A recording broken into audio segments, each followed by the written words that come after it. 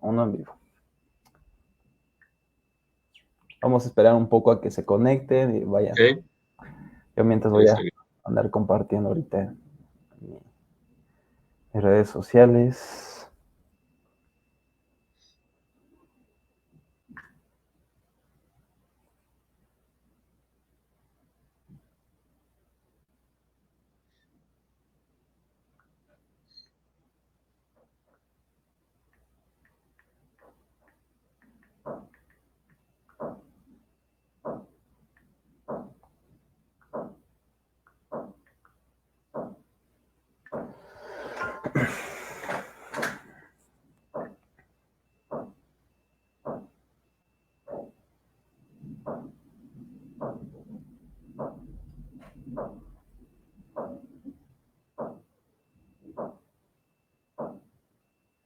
Hola, hola a todos los que se van conectando. Bienvenida Valeria, Cristina, bienvenidas. Un saludo a ambas.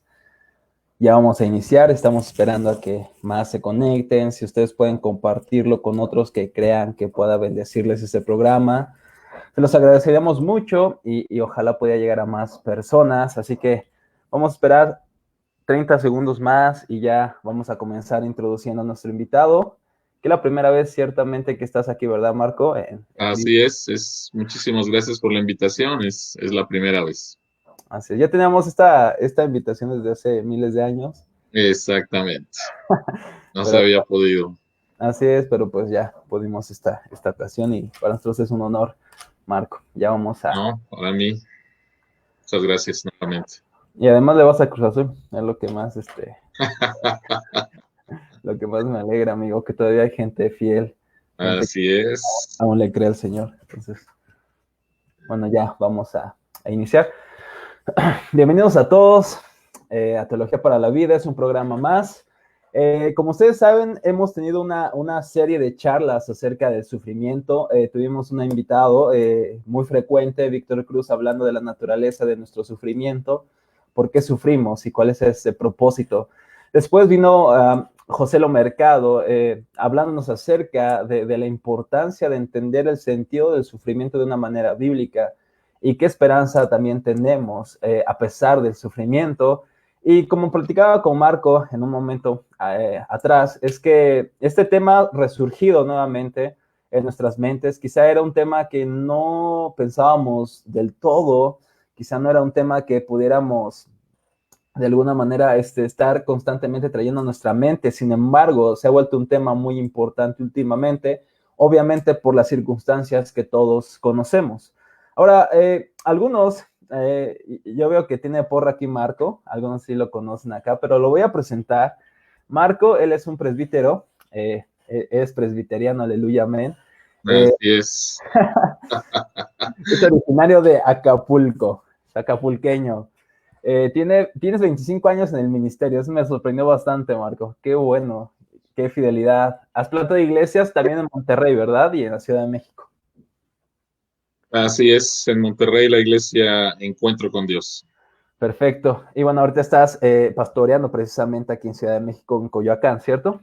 Así es, la iglesia Cordero de Dios. Cordero de Dios, exactamente. Él tiene una maestría en divinidades por parte del Reformed Theological Seminary, el RTS, en Charlotte, y actualmente pastorea, como él acaba de mencionar, la iglesia Cordero de Dios en Coyacán, y está preparando una plantación llamada Encuentro en Coapacoxpa, si no me equivoco, es con Eduardo Escobar, ¿cierto? Exactamente, así es. Perfecto. Ahorita está la etapa de preparación del equipo antes de que salgan de la iglesia.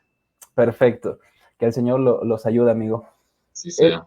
él está casado desde hace ya 27 años con Diana Rizzo. Diana Rizzo es una excelente persona, una excelente mujer y la verdad es que el Señor te dio mucha gracia, Marco, mucha gracia. Amén. Así es. Y tienes también un hijo adulto que vive ahora en Chicago y le encanta el cine a Marco y tiene una gloriosa esperanza, ¿no? Una gloriosa Así es. esperanza de ver a Cruz Azul campeón otra vez antes de morir. Entonces, de verdad que es un hombre de fe, como pueden ver. Marco, ¿qué más? ¿Qué más nos puedes platicar de ti? ¿Qué eres? ¿Qué te gusta hacer? Dinos. Pues básicamente lo has resumido, ¿no? O sea, me gusta, o sea, por la gracia del Señor es que Él nos ha permitido estar eh, 25 años casi ya en el ministerio.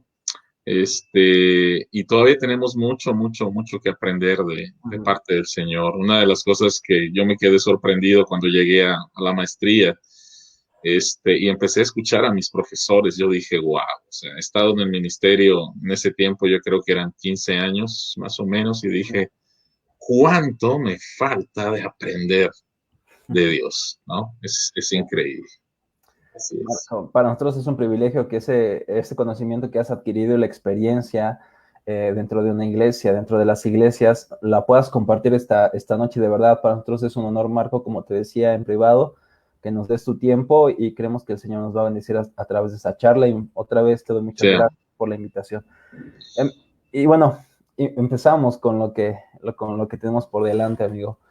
¿Por qué un Dios bueno permite las pandemias? O decíamos que era lo mismo a decir, ¿por qué un Dios bueno permite el sufrimiento? Esta pregunta tiene muchas, de alguna manera, frentes para responderle, de una manera filosófica, de una manera teológica y de otras maneras, pero hoy lo que nos interesa, Marco, es ver lo que la Biblia dice al respecto. ¿Por qué Dios, si es bueno, por qué permite el sufrimiento? Ahora, este es un cuestionamiento, es el cuestionamiento de Epicurio.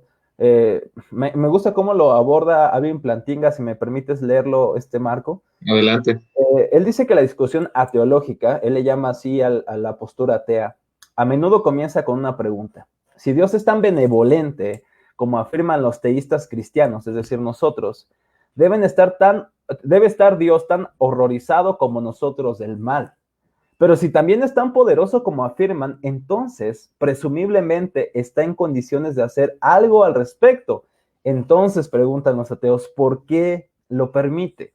¿Por qué no arregla las cosas para que estos males no ocurran? Eso debería haber sido lo suficientemente fácil para alguien que es tan poderoso como él. Esto que lo plantea Plantinga como este problema, realmente me pareció muy bien porque nos da mucha luz y realmente es la pregunta. Creemos en la omnipotencia y también creemos en la bondad de Dios. Entonces, Marco, ¿por qué Dios, un Dios bueno y omnipotente, permite el sufrimiento? ¿Por qué no le pone fin de una vez por todas si es todopoderoso? ¿Será que Él no es tan bueno? ¿O será que Él no es tan poderoso? Podrían ser las posibles de alguna vertiente. ¿Qué piensas, Marco? Nuevamente, gracias por la invitación y lo que acabas de comentar es el argumento de muchas personas que no creen en el Señor, ¿no? O sea, este falso dilema entre escoger en un Dios poderoso, pero que no es bueno, o en un Dios bueno que no es todopoderoso, ¿no? Y es un falso dilema. O sea, las escrituras son bastante claras y no nos llaman a escoger entre un Dios bueno o un Dios poderoso. La Biblia es tajante y nos habla de un Dios que es bueno, que es todopoderoso, que es santo, que su amor perdura para siempre. Entonces no tenemos que escoger. Y entonces surge la pregunta, entonces, ¿qué es lo que está pasando? Y una de las cosas que creo que nos pueden ayudar, y permíteme decir esto, ¿no? Al estar aquí, nuevamente es un privilegio el poder compartir, y creo que hay personas mucho más, de más experiencia, más inteligentes que yo han tratado este tema, y simplemente estoy aquí para compartir un poco acerca de lo que el Señor me ha permitido aprender durante este tiempo. Entonces, una de las cosas, cuando alguien dice eso, ¿no? O sea, a ver, hay un mal evidente, ¿sí? Y me dicen de un Dios bueno, y yo califico a ese mal y no veo absolutamente una explicación que me satisfaga, entonces yo digo que no debe de haber ninguna, ¿sí? Ya. O sea, si para mí, al ver un mal, que en primer lugar un ateo sería interesante saber cómo es que define mal y bondad, justicia, injusticia, ¿no? Sin Dios. Sin tener un Entonces, estándar.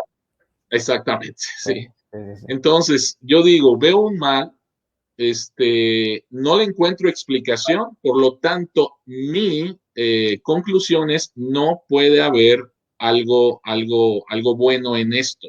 Ya. Y esta es una equivocación, porque nuevamente, el hecho de que no encontremos en nuestro razonamiento en ese momento una explicación, no significa que no la haya. Y creo que esto es importante de pensar, ¿sí?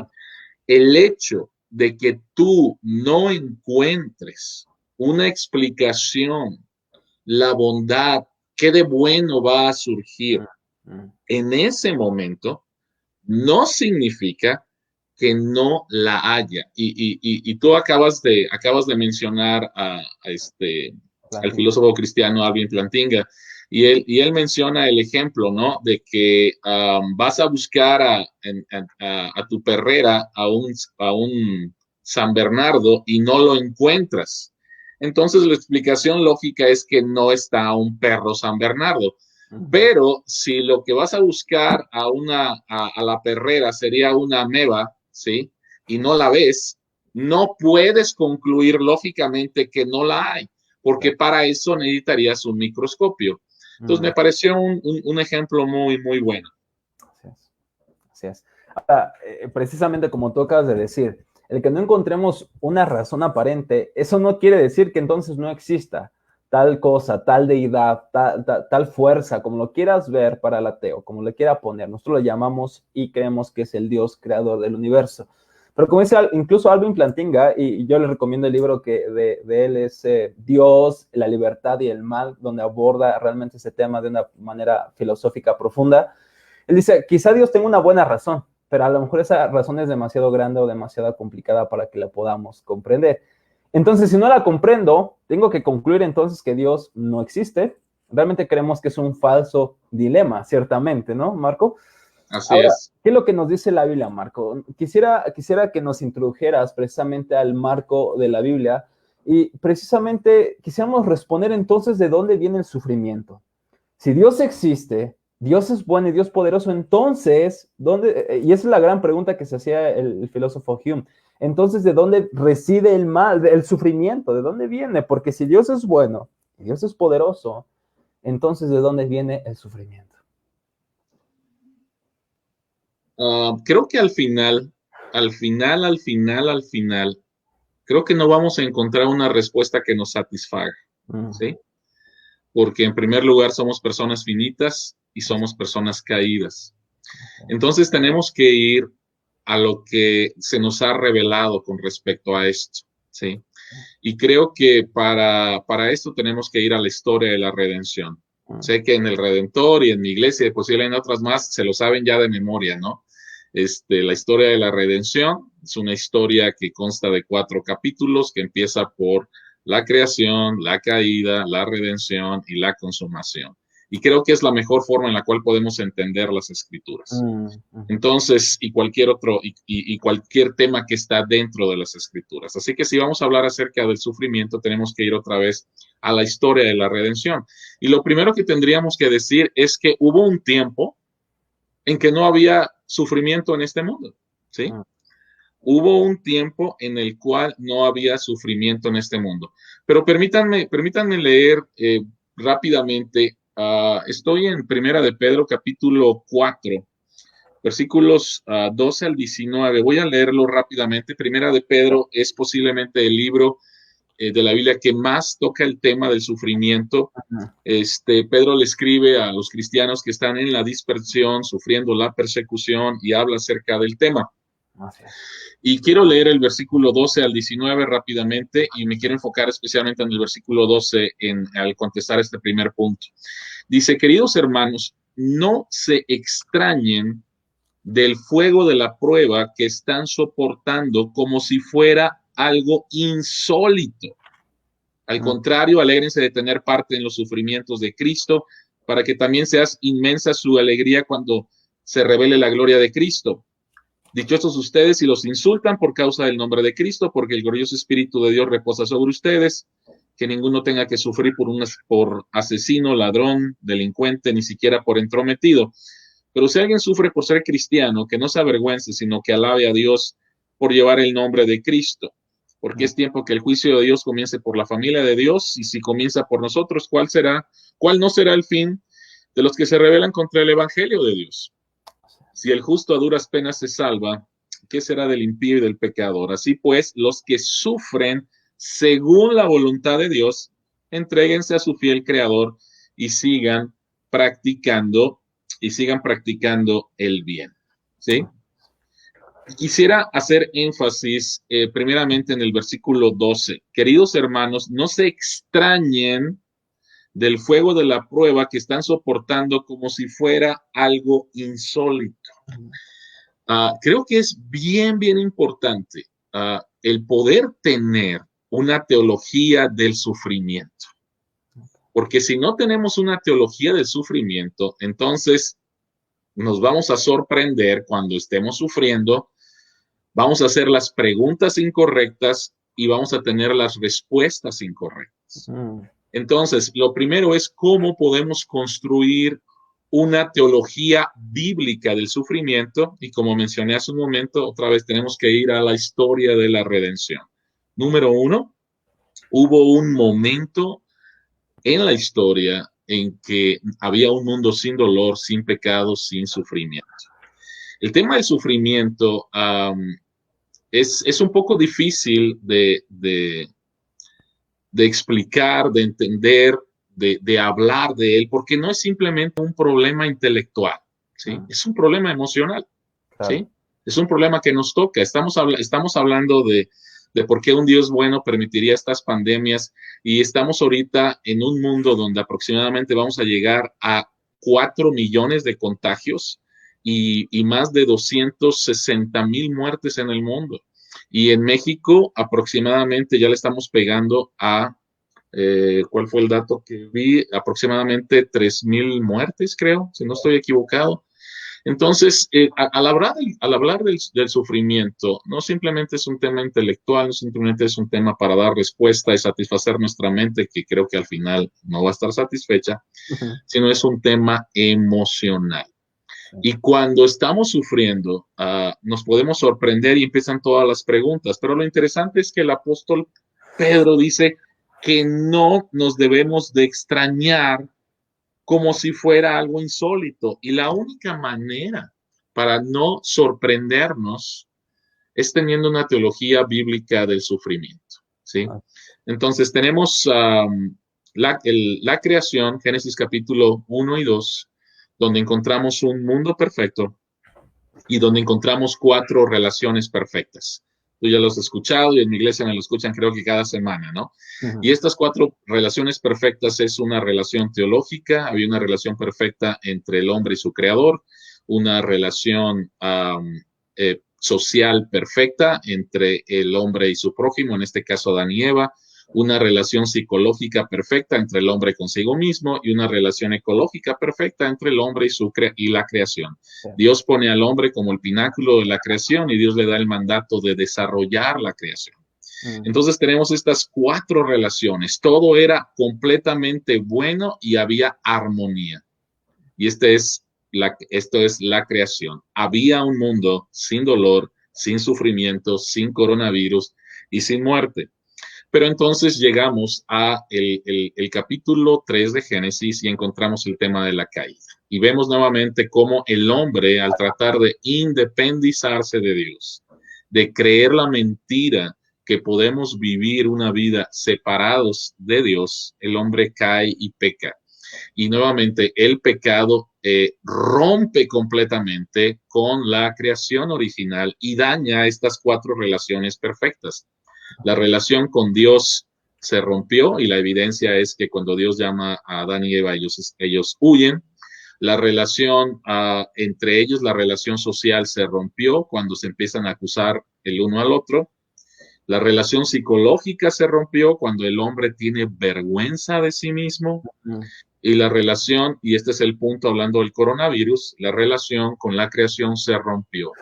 Porque parte del juicio de Dios, de las consecuencias del pecado, es que Dios dice que la creación ahora va a ser amiga y enemiga al mismo tiempo.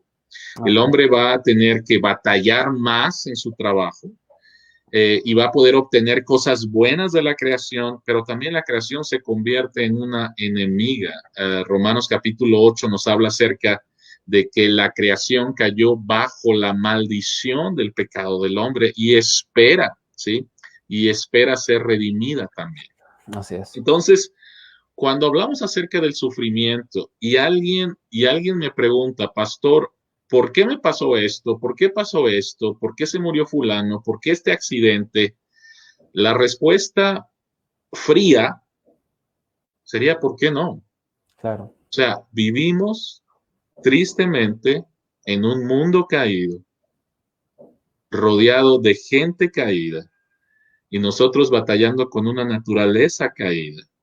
La creación ha caído bajo maldición y las tristes consecuencias en la creación, en el mal natural, por decirlo de esa manera, es lo que vemos. Son las son el coronavirus, las pandemias, terremotos, tsunamis, todas estas cosas, ¿no? Entonces, no nos debe de sorprender que ahorita estemos experimentando esto, porque forma parte, tristemente, forma parte de vivir en un mundo caído. Así es. Ahora, podemos decir que no hay cosa alguna que entonces a Dios le haya sorprendido, ni siquiera el pecado. Porque Para nosotros nada. confesamos, no solamente confesamos que Dios es bueno y que Dios es omnipotente, sino que Él es también omnisciente. Es decir, que incluso Dios sabía el momento determinado en el que el mal iba a entrar. Dios sabía precisamente el pecado que Adán y Eva habían de cometer. Obviamente Dios es un Dios omnisciente, un Dios que no le toma por ende, por sorpresa, ninguna de las cosas que suceden en su creación. Entonces, ¿qué Dios hizo con ese sufrimiento, Marco? ¿Qué es lo que Dios entonces hace con ese sufrimiento? Porque no sé si algunos piensen que somos como deístas, que piensan que Dios creó el universo, el mundo entero, y Dios se fue de alguna manera a un rincón del universo y dejó su creación correr, como un relojero al crear su reloj. Lo hizo, lo dejó funcionando y se olvidó de él. ¿Realmente podemos decir eso de Dios? ¿O qué Dios ha hecho con el sufrimiento? No somos deístas, a veces vivimos como deístas, ¿sí? A veces ¿Qué es un deísta, pensamos, Marco? ¿Qué es un deísta? lo acabas de mencionar, ¿no? O sea, creemos en que sí existe un Dios, no lo podemos conocer, simplemente dejó leyes con las cuales este mundo gira y se mantiene. Y entonces, básicamente, todo es en torno a mí, ¿sí?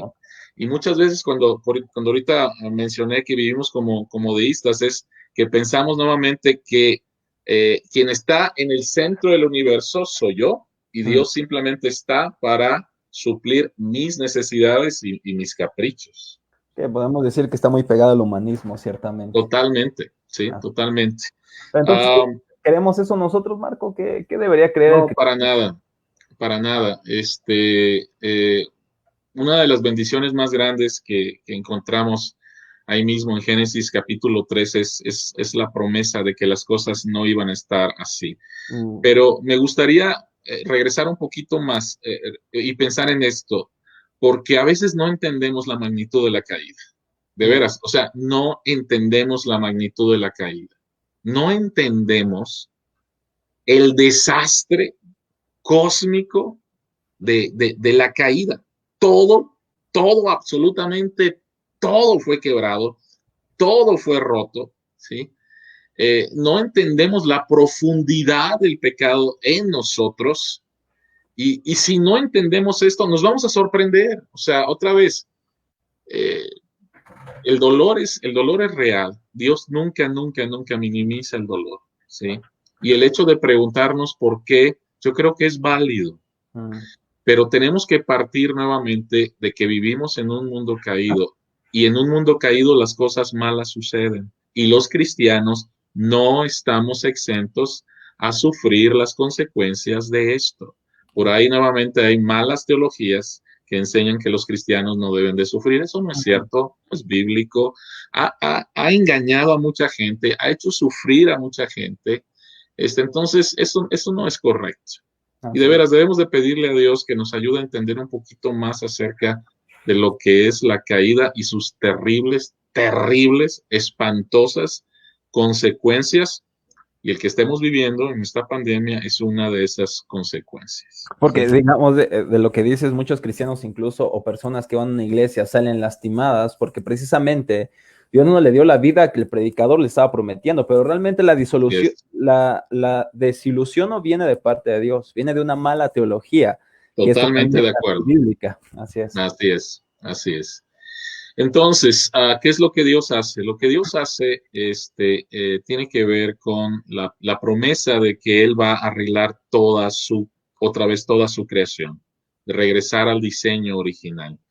Como bien dijiste, a Dios no le tomó por sorpresa eso. Encontramos en Génesis 3:15 la promesa, lo que se llama el protoevangelio, de que va a venir alguien que va a arreglar todas las cosas. Y a partir de ahí, todo tiene que ver con la promesa de la llegada del que va a arreglar todas las cosas.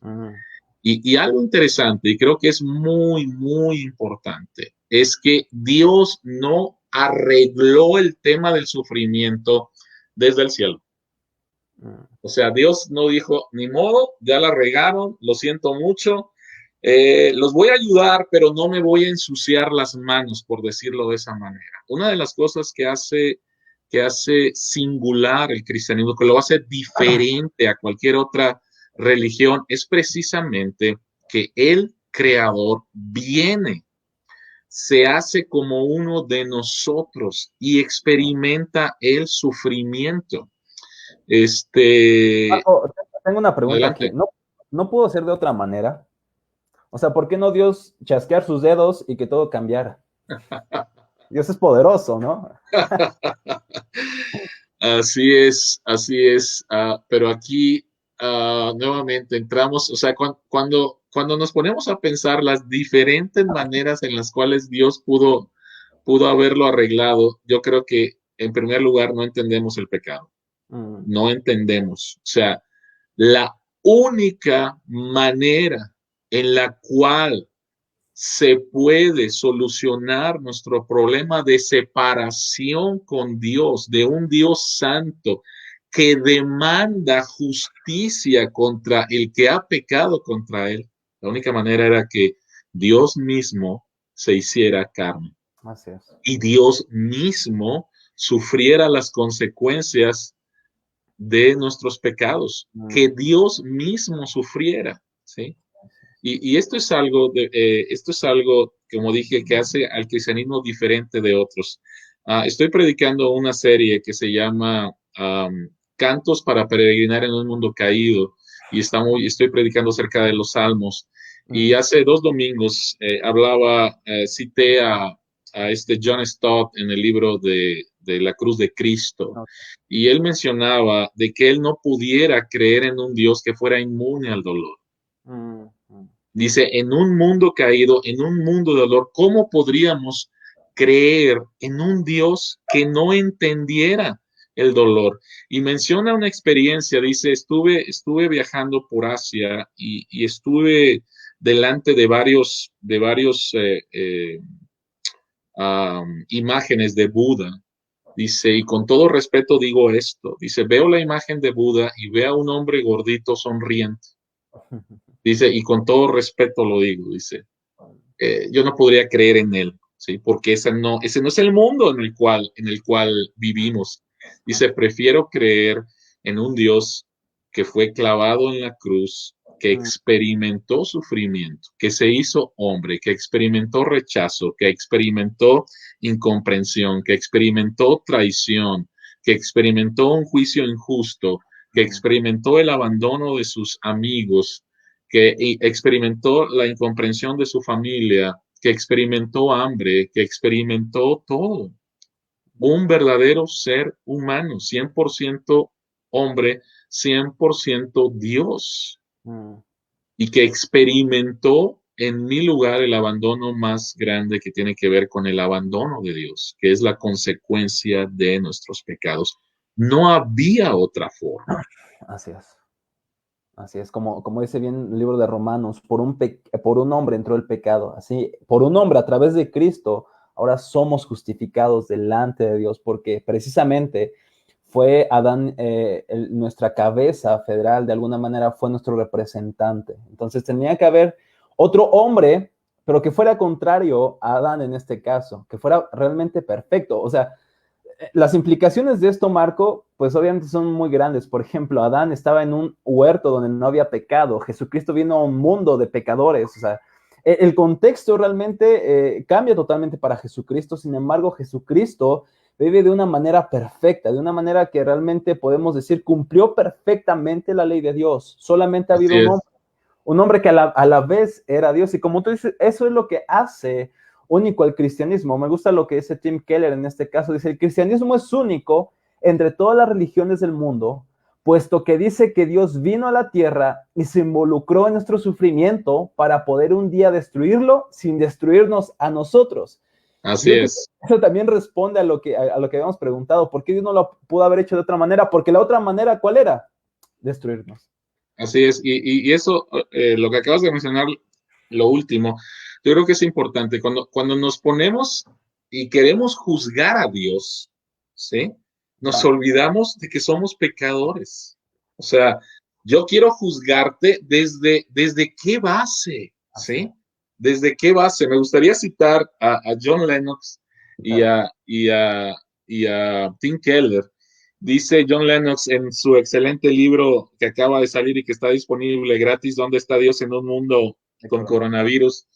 Él dice, yo pienso y hago el mal. Entonces, ¿por qué Dios me tolera? O sea, ¿por qué Dios me tolera? Y Tim Keller dice lo siguiente, dice, quizá el verdadero enigma es este. A la luz de nuestro comportamiento como raza humana, ¿por qué Dios permite tanta felicidad? Wow. ¿Sí? O sea, cuando yo me pongo a juzgar a Dios, la pregunta es, ¿con cuál base lo haces? Claro. Cuando tú le preguntas a Dios que quite toda la maldad del mundo, que quite toda la injusticia del mundo, como lo he dicho en otros canales, tú mismo te estás poniendo la soga al cuello. Okay. Si Jesucristo en su primera venida hubiera venido a hacer justicia, simplemente no quedaría absolutamente nadie. Okay. Entonces, gloria a Dios, que en su primera venida Jesucristo vino para ser nuestro sustituto en la cruz, como bien lo dijiste, citando a Keller, para no destruirnos. O sea, Jesucristo vino para arreglar el principal problema que tenemos, que es que estamos separados de Dios por causa del pecado, siendo el pecado nuevamente la base para todo el sufrimiento que estamos experimentando. Así, y eso parte, yo creo, de una visión de que el verdadero problema se halla fuera de nosotros. Cuando Así realmente es. el problema más radical, el problema más grande y la creación misma sufre las consecuencias de esto, es nuestro propio corazón, es nuestro propio pecado.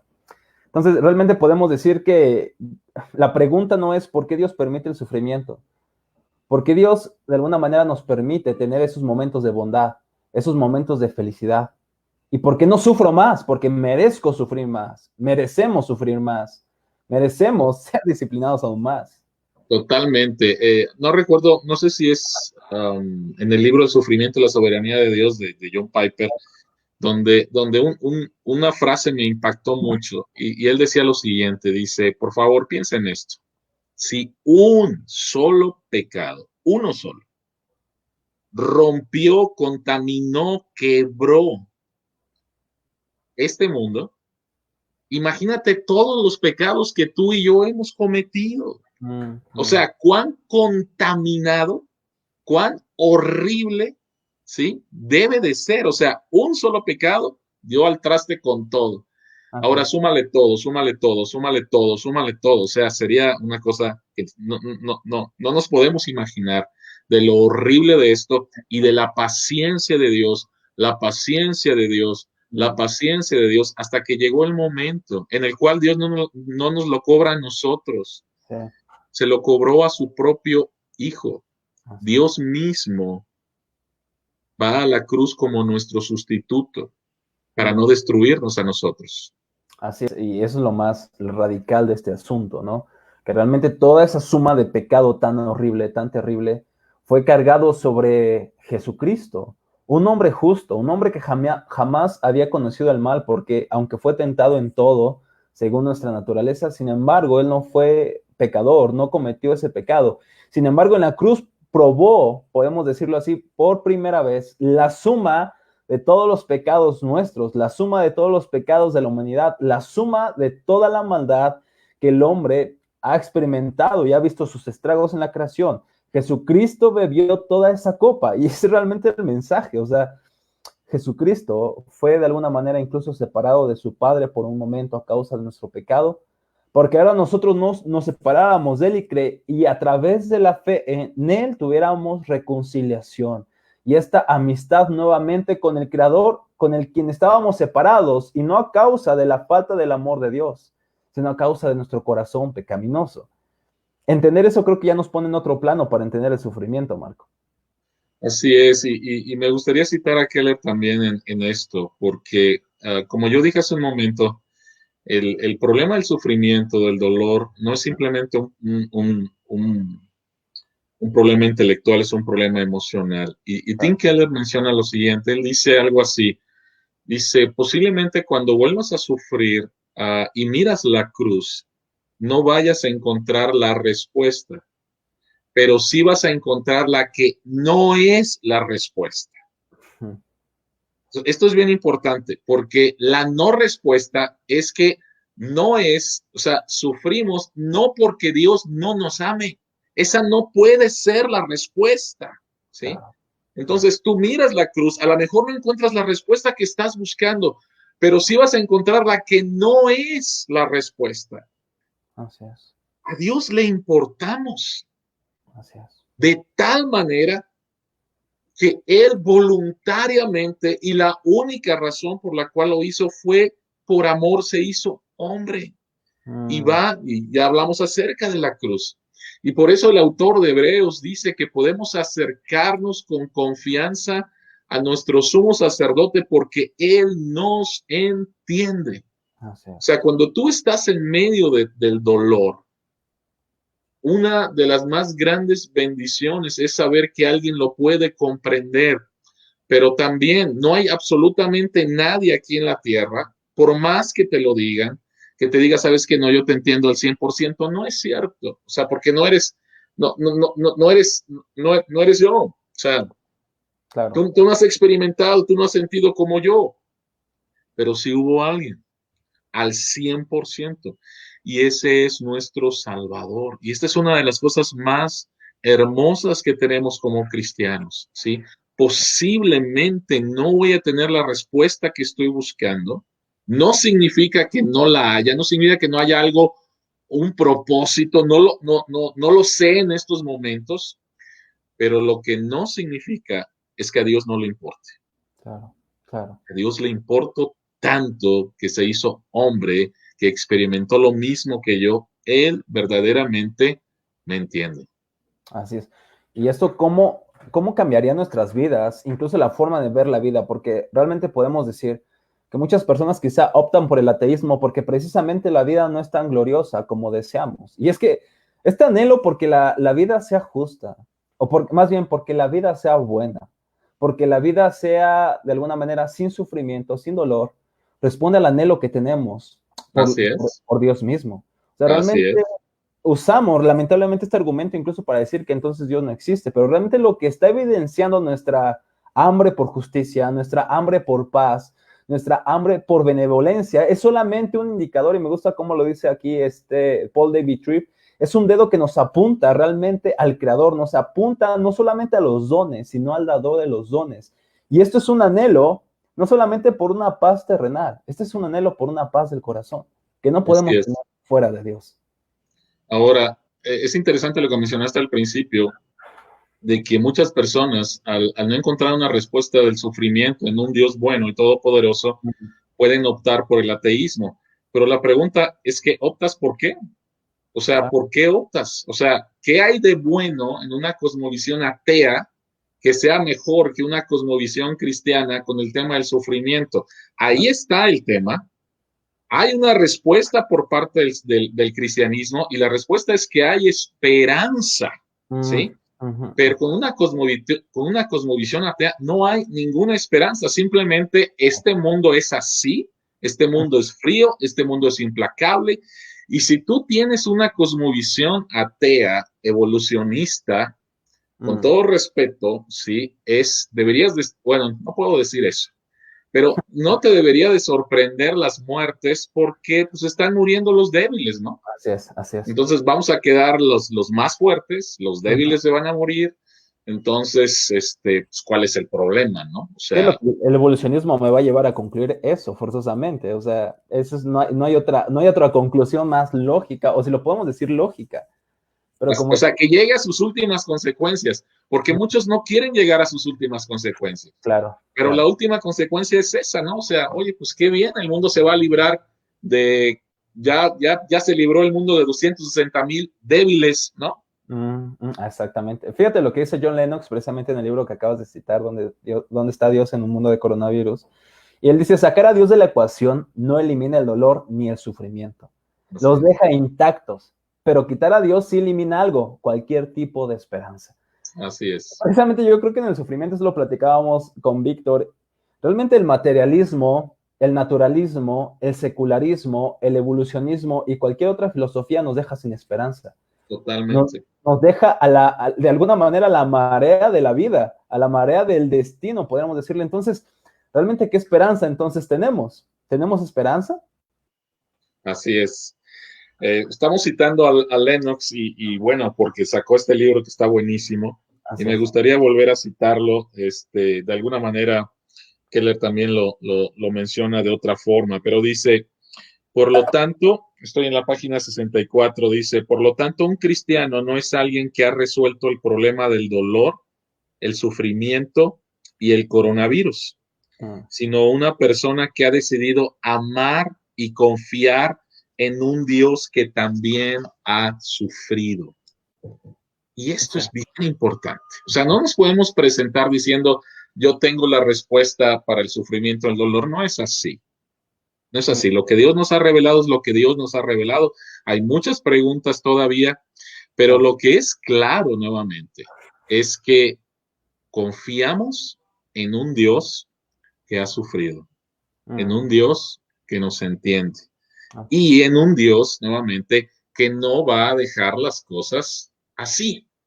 Porque hablamos de la caída y hablamos acerca hablamos de la creación y de la caída y necesitamos hablar acerca de la redención, de la cual ya hablamos rápidamente en la cruz, pero necesitamos hablar acerca de la consumación que tiene que ver precisamente con nuestra esperanza. Y yo diría dos cosas. La primera de ellas tiene que ver con el juicio final. Vivimos en un mundo injusto. Vivimos en un mundo donde mucha gente piensa que se ha salido con la suya. El Salmo 73, donde el salmista dice, oye, estoy viendo a todos los injustos que prosperan, ¿sabes qué? No vale la pena ser cristiano, ¿no? Y lo que nos da el juicio final es la esperanza de que ningún acto de maldad, ningún acto de injusticia va a quedar impune. Dios va a juzgar todo. Y este es un motivo de grande esperanza. Yo lo compartía esto en la iglesia hace 2 domingos, con respecto a que en Occidente la doctrina del juicio final para muchas personas es aborrecible, ¿no? Pero en un mundo donde no encuentras justicia, la doctrina del juicio final es esperanzadora. Mencionaba el caso de un hombre que tuvo que huir de la República del Congo a finales de los 80s y que tuvo que atravesar todo el país huyendo de la persecución, cuidando a su esposa y sus 3 hijas, y que llega hasta Kenia y después ahí llega a un seminario, se convierte en cristiano y se hace ministro. Pero cuando él platica su experiencia con uno de los misioneros de ahí, dice, es que el juicio final es lo que me hizo atractivo el evangelio. Dice, si yo creyera que no, las personas que destruyeron mi país, las personas que mataron a mis familiares, ¿va a quedar eso impune? Dice, no, no lo podría soportar, dice. Pero el hecho de que hay un juicio final y de que Dios va a traer a cuenta todo acto de maldad y sufrimiento, dice, esto me hizo atractivo el evangelio.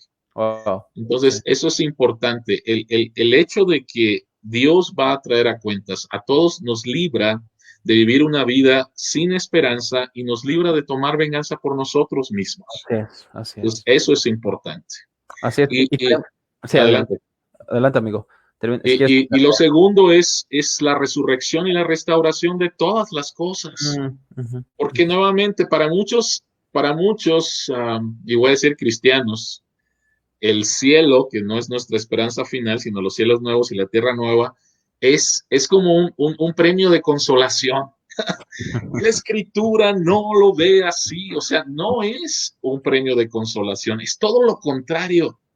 No nos podemos imaginar lo que viene, pero todo el estrago del pecado, todo el estrago de la muerte, todo el estrago del dolor, eso va a desaparecer. Así es, así es. Y por eso es que Pablo dice, estoy buscando el texto, ¿dónde está?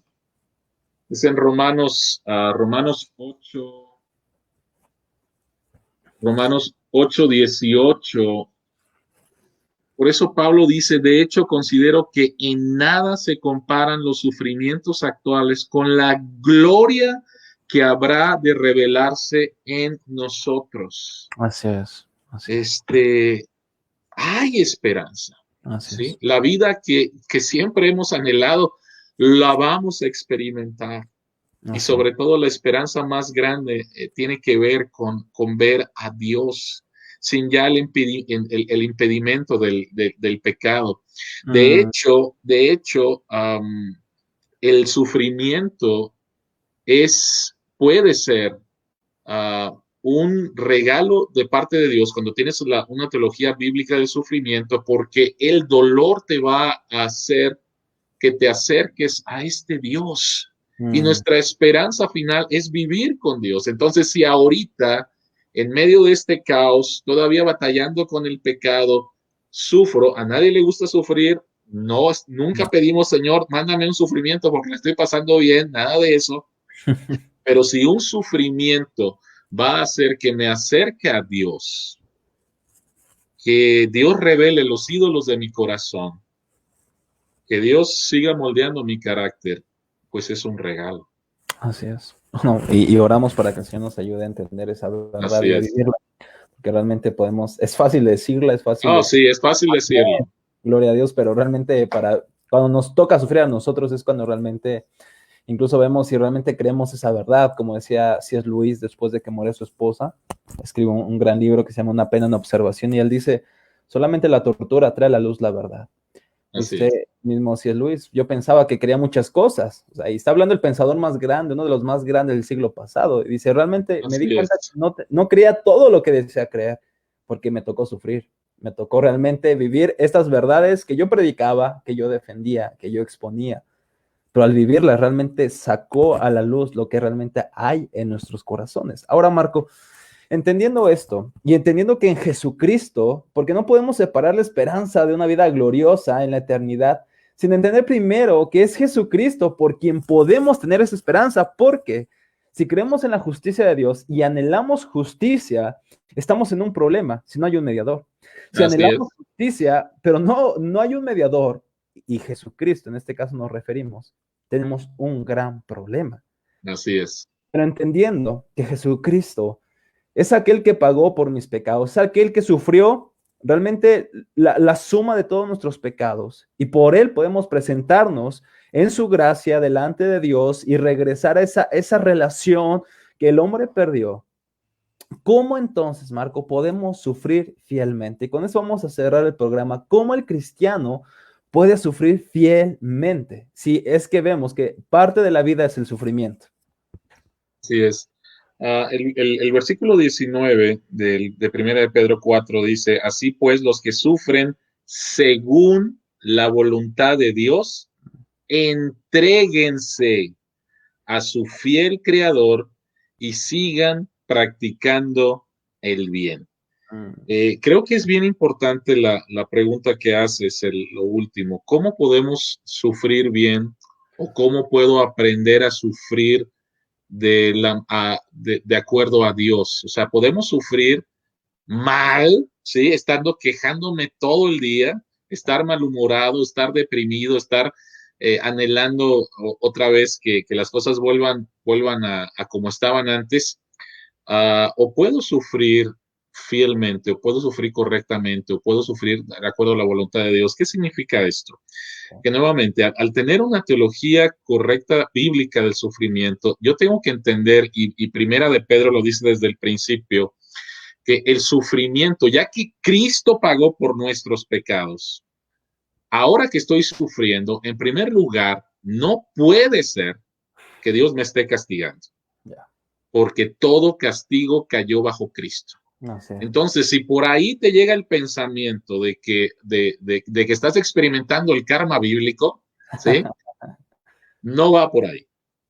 No va por ahí. No estás sufriendo. Dios no se está desquitando contigo por un pecado porque ese pecado ya fue pagado por Cristo.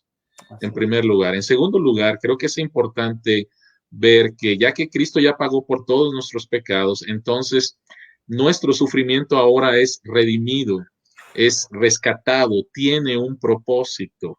Y una de las cosas que Dios utiliza para santificarnos es precisamente el sufrimiento.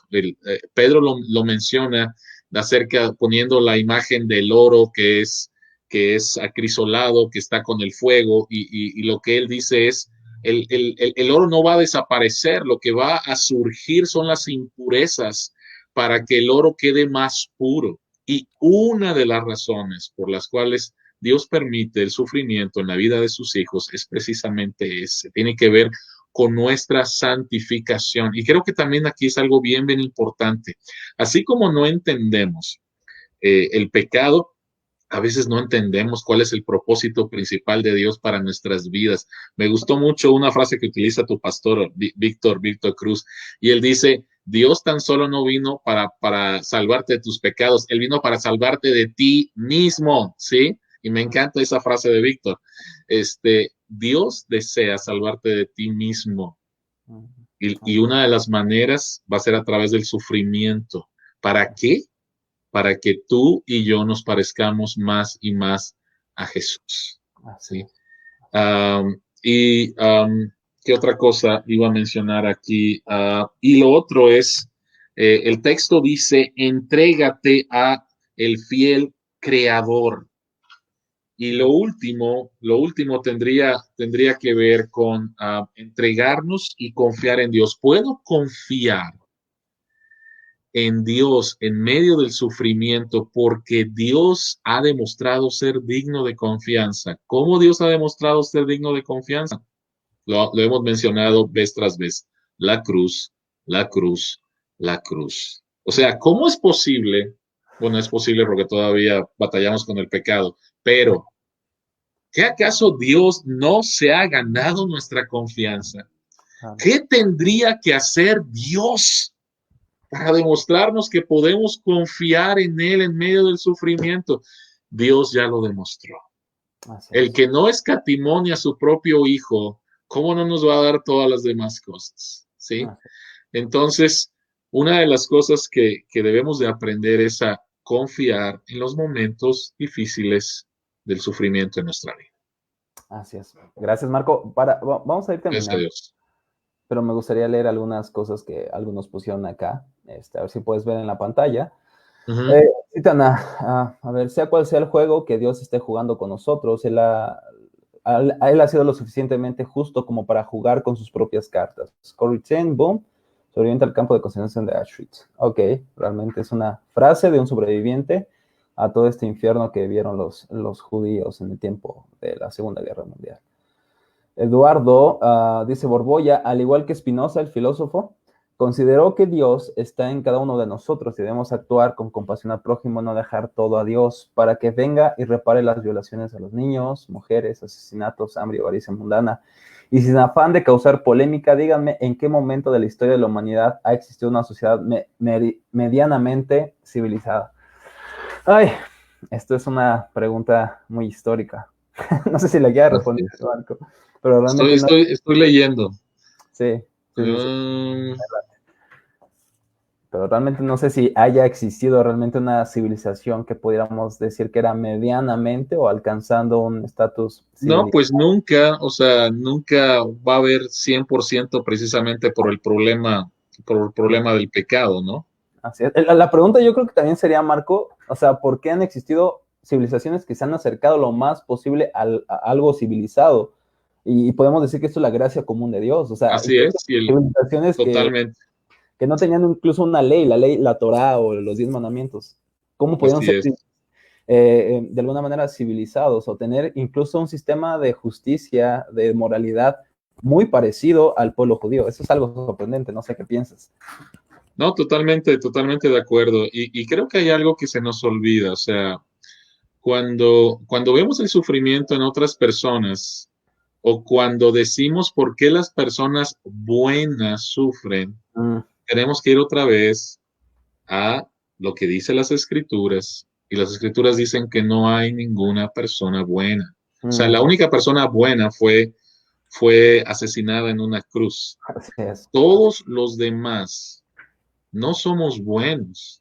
El sufrimiento que experimentamos no es injusto. O sea, como mencionamos al principio, ¿no? O sea, ¿por qué experimentas tanta felicidad o momentos de felicidad si lo que verdaderamente mereces delante de Dios es juicio? Entonces, otra vez se nos olvida completamente la caída, se nos olvida que somos pecadores, se nos olvida que somos merecedores del justo juicio de Dios. Así es. ¿Por qué Dios no nos destruye? Sería la pregunta. ¿Por qué Dios ya no nos destruye desde antes? O sea, así es. Aquí me gusta la frase que usa Ricardo del libro del problema del dolor, si no me equivoco, de C.S. Lewis. Dios nos susurra a nuestros placeres, nos habla en nuestra conciencia, pero grita en nuestro dolor. El dolor, la famosa frase, el dolor es su megáfono para despertar a un mundo sordo. Totalmente de acuerdo. Totalmente. Así es. Dice Paulinita, es tu oveja, la oveja negra de corredor. No te... Me llevo con ella. Pau dice, podríamos decir entonces que para aquellas personas que no creen de entrada en una creación ni en que existió Adán y Eva, el pecado, la veracidad de la Biblia, es imposible que entienda el verdadero sentido del sufrimiento. Muchas veces hemos platicado con Paulina y la pregunta, o sea, siempre que ellos te digan acerca de la injusticia, del Dios bueno, el Dios todopoderoso, pero que no es bueno, bueno, que no es todopoderoso, siempre pregúntales cuál es la otra opción, ¿sí?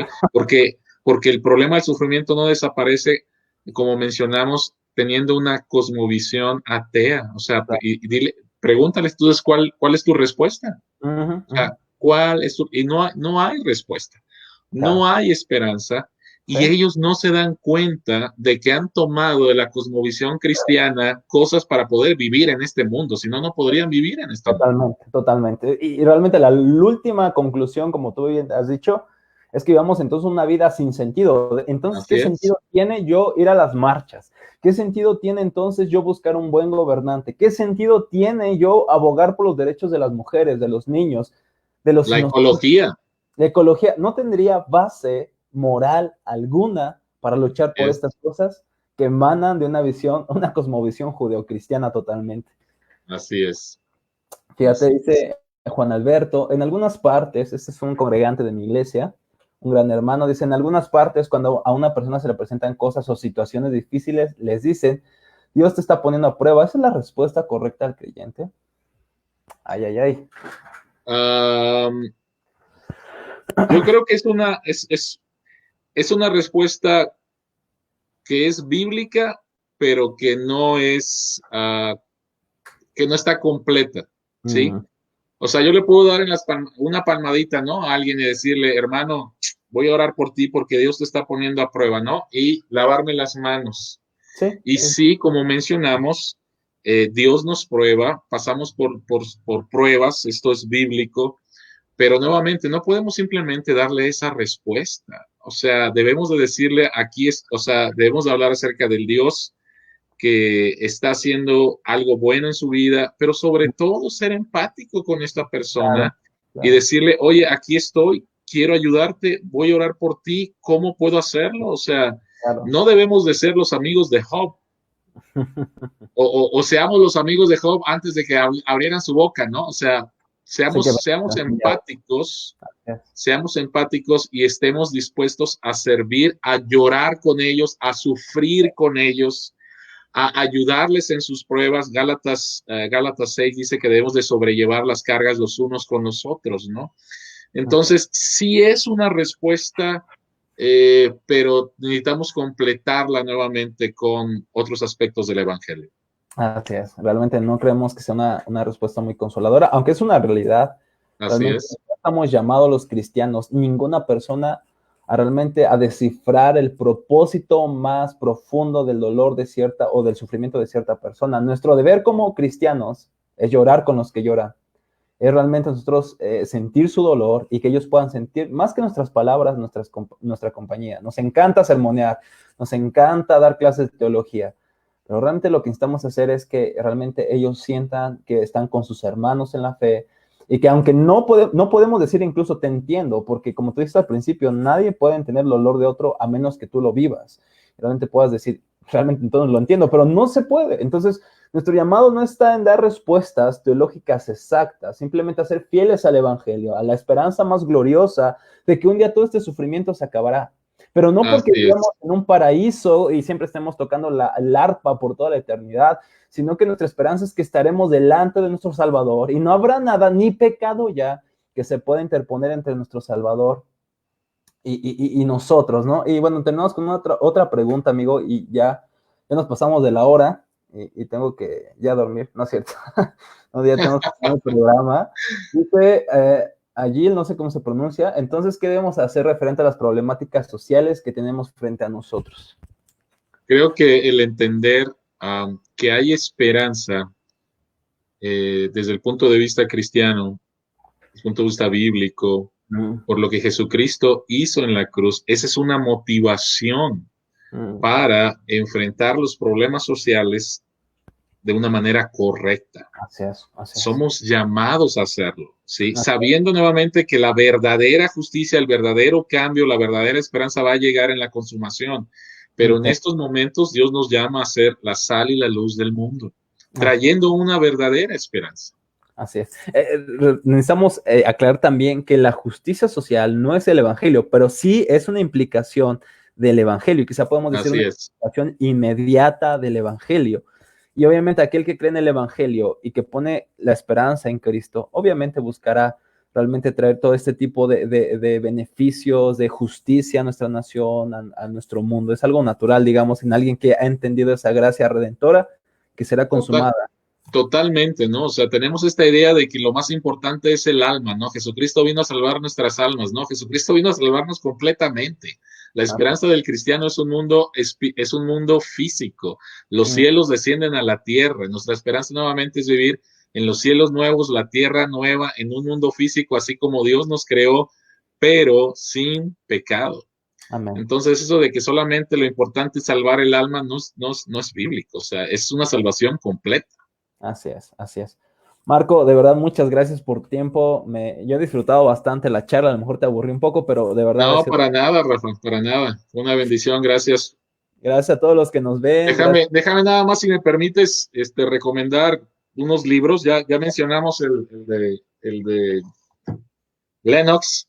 Me Ujú, gustaría rápidamente mencionar otro que es El sufrimiento y la doctrina de Dios, John Piper, Justin Taylor. Lo que me gusta de este libro es que los autores de cada capítulo han sufrido de diferentes formas y no escriben los capítulos de acá de su mente, lo claro, escriben claro. de su experiencia. Está buenísimo el libro. Este otro libro, ¿Por qué existe el sufrimiento? Ravi Zacharias, que Muy bueno. estemos orando por él. Él ahorita está sufriendo, él ahorita está padeciendo por cáncer. Víctor Cruz puso una foto esta mañana acerca de él. Este libro, Timothy Keller, El dolor y el sufrimiento, de veras vale la pena, está buenísimo. Y un libro que posiblemente no sea muy conocido es El Dios que no entiendo, de Christopher Wright. Está muy, muy bueno, vale la pena. Son algunos libros que recomiendo para que sigamos creciendo nuevamente en este tema. ¿Sí? No vas a tener todas las respuestas, o sea, pero necesitamos crecer en este tema. Así es. Y yo recomendaría dos más, si me lo permites, Marco. El libro de John Piper, precisamente, una recopilación biográfica, La sonrisa escondida de Dios, de esta colección de Cuando los cisnes no guardan silencio, me parece. La vida de William Cowper, que luchó con pensamientos suicidas, de este David Brainerd, que fue un joven misionero a los Pieles Rojas. No recuerdo el otro, Marco, ¿qué otro?